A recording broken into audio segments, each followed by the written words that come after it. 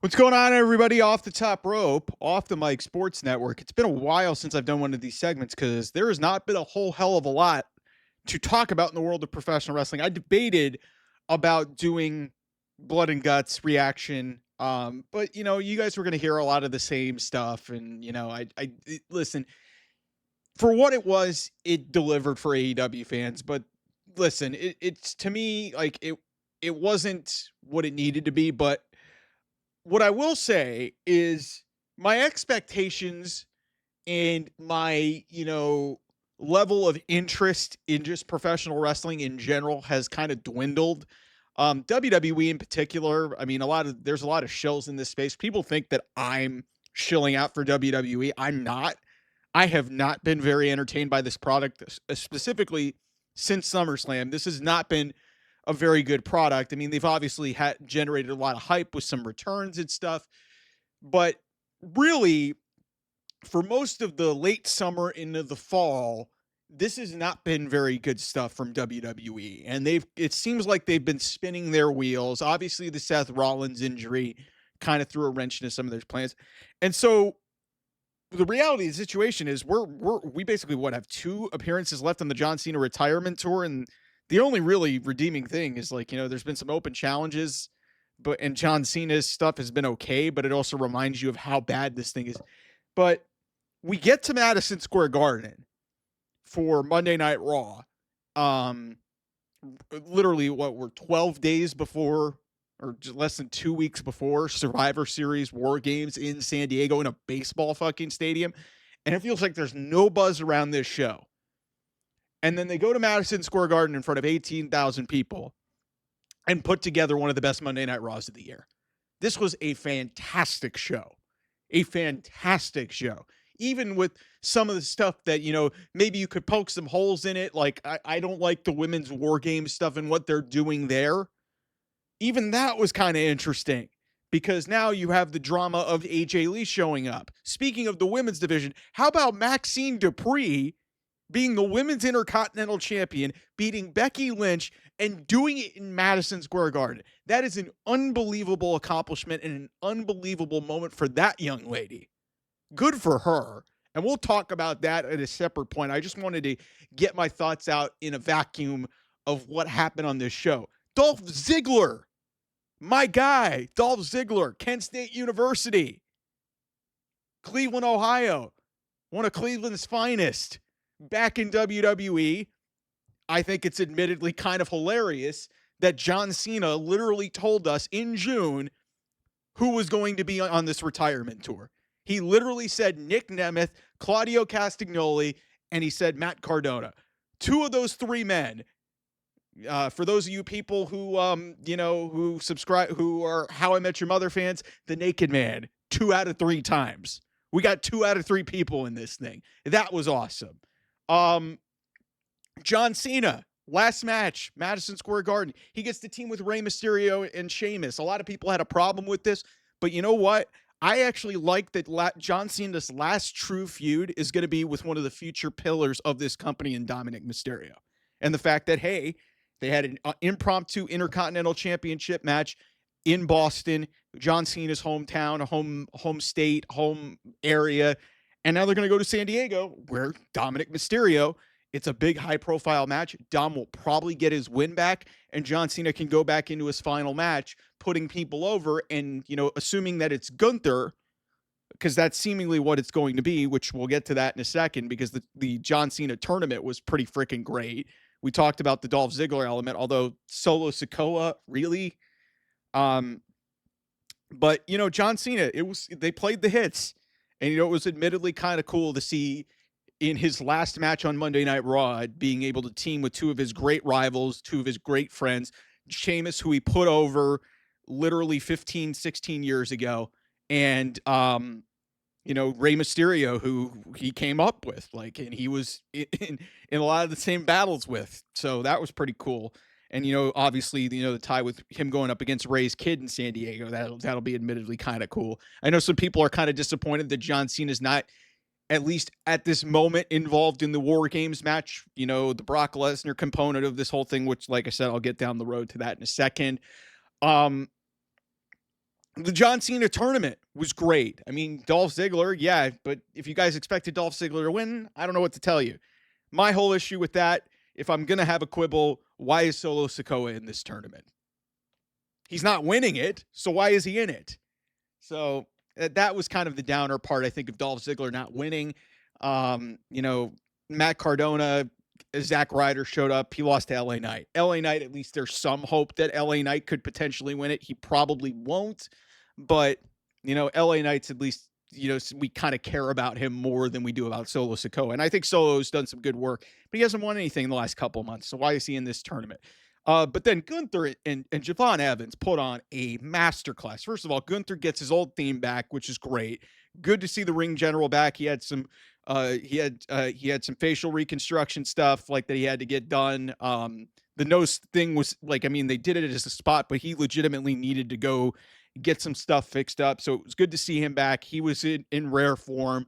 Javon Evans is, again, we talk about future pillars of this company. This guy's 21 years old, goes to Madison Square Garden against one of the best in the world and puts on a fabulous performance. Some people thought he should have won. Hot take. I actually thought he should have won too. I don't think Gunther needs to prove anything by winning this tournament and beating John Cena, but that seems to be the route that they're going to go. So regardless, still, it was a great match.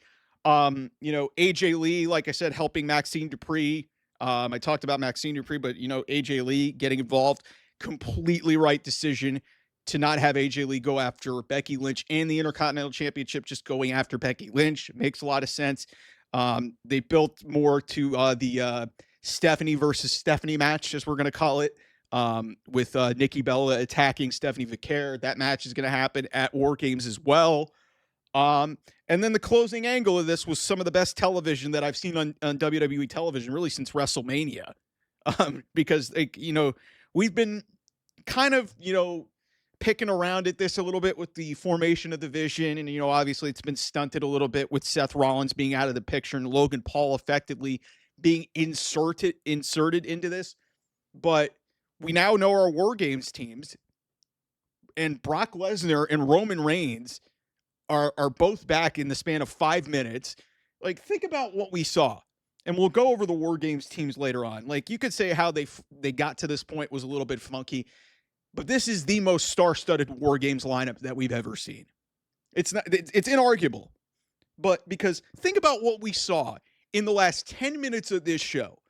You saw Brock Lesnar, Cody Rhodes, CM Punk, and Roman Reigns together in the same vicinity of each other.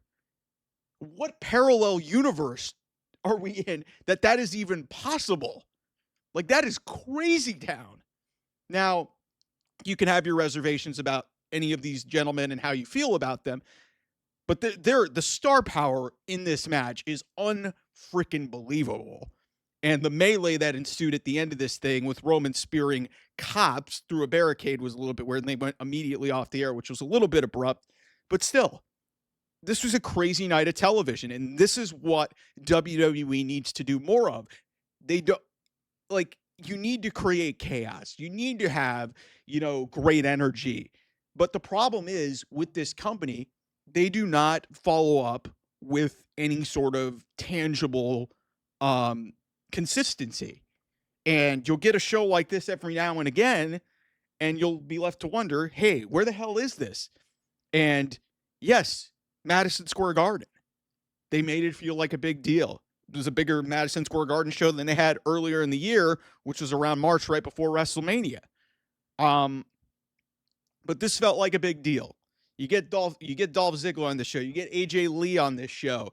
You get Brock Lesnar. You get Roman Reigns on this show. You get John Cena on this show. I mean, holy mackerel. Like, that is a damn good and damn fine 2.5 hours of television, if you're asking me. I am very interested to see what they do going into War Games. That men's War Games match, even as, you know, kind of poorly put together as it is, the star power and the interconnecting storylines, I think, make this thing work. We'll talk about that as we get closer to the event, which is a week from Saturday. You know, the women's War Games match, I'm going to have some thoughts on that. That's been really poorly put together.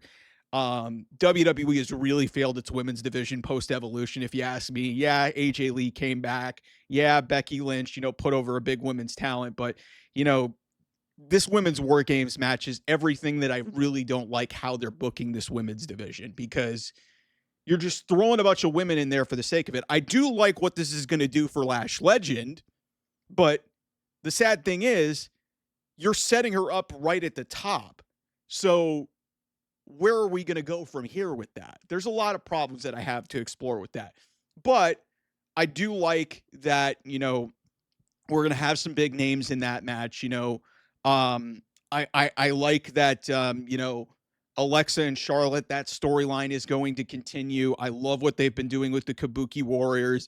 Rhea Ripley and Io Sky, that seemingly is going to be a story that's going to play out towards the women's tag team titles down the line. It's just, it feels like a lesser, the women's War Games feels like it doesn't need to happen. And it's just happening because equality. And let me be very clear here before I sign off on here. And like I said, I can go into a bigger, broader discussion as we get closer to War Games. I am not anti-women having their own match. I just want it to make sense. I think these women are going to go out and kill it and do whatever they can because there's a lot of talented women in that match. But this story was put together in about 6 days. Lash Legend and Nia Jax just started teaming together, and they're going to be in a War Games match. Okay, cool. We've got AJ Lee and Becky Lynch with their differences that have basically spanned since September, and AJ's been off of television for basically a month and a half. We're putting them in this match too. Rhea Ripley and Io Sky. We're just throwing women in there because they've got nothing else better to do. That's the issue that I have.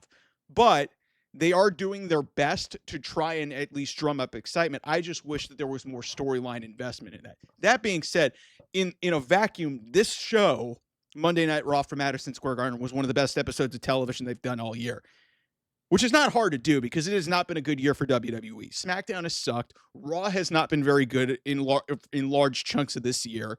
They're kind of just sort of spinning their wheels to just sort of get to the end of the year, to turn the calendar, to get to the Royal Rumble. And ultimately, obviously the next big item on the list is going to be John Cena's final match. So we'll see how everything goes there. But anyway, thanks so much for watching. I'll see you guys soon. Bye-bye.